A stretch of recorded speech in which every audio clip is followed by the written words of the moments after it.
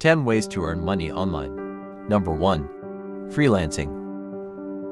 Freelancing services refer to the offering of skills, expertise, and services by an individual, often remotely, on a project-by-project basis, without being permanently employed by a single company.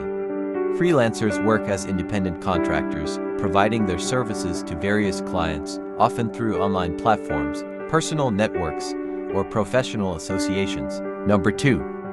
Online tutoring.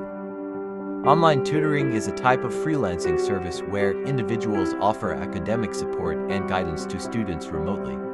Online tutors use digital platforms, such as video conferencing tools, online whiteboards, and messaging apps, to provide personalized instruction and help students with specific subjects, concepts, or skills.